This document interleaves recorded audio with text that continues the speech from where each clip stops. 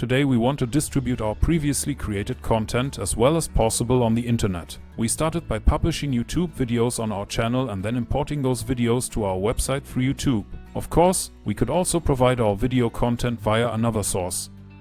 But the very nice advantage of YouTube videos is that you can display the existing subtitles in the respective local language also on your own website. This means that even if someone without English knowledge now opens the corresponding videos on our website, he at least has the possibility to read his own national language as subtitles. I find this a very useful feature and have learned English myself in a similar way. On our website we had already created an RSS feed that can be found on the Google FeedBurner platform, and we would like to submit this RSS feed to different portals as a podcast. What is the benefit for us? Quite simply, by distributing our content across the internet there are multiple legitimate sources for the same content.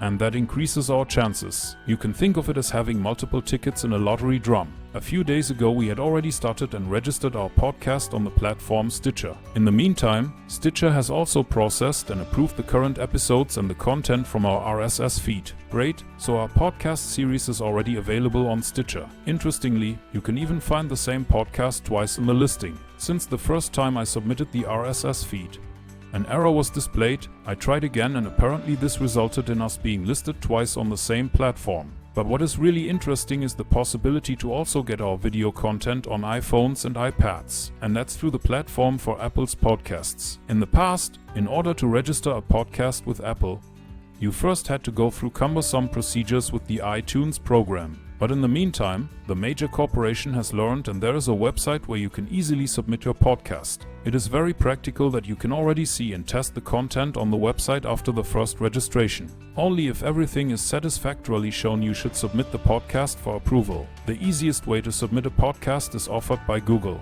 Google has its own podcast platform and there you can add the RSS feed with a few mouse clicks. Since I already have a Google account and Google has figured out that the FeedBurner account belongs to it, I don't even have to bother with authentication here. Unfortunately, the submission to the Spotify platform failed for now, as Spotify apparently doesn't accept video content. I find that a bit disconcerting, because after all, in 2022, people are pretty used to video content being part of everyday life. But never mind, we will solve that problem later. One platform that I have totally neglected for the transmission of podcasts in the past is Amazon. Amazon now has various devices that not only talk to their owners and can order eggs for the refrigerator. No, you can also listen to podcasts. And that's why we now submit our podcast episodes via the appropriate website so that they can be displayed on Amazon's listing of TuneIn later. Then Alexa can play podcasts for our customers.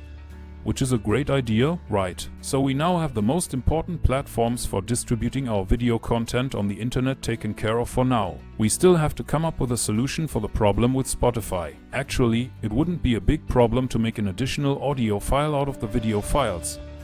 But every additional production step costs time and that multiplies with the number of videos. We might have to do this anyway, if more platforms only accept audio content. For today, we are more than happy with the results. The infrastructure for our automated distribution is already performing quite well. If you have any questions or suggestions about the content in this video, feel free to email us. We always reply ourselves and usually within 24 hours. That's it for today. We say thank you for your attention and see you in the next video.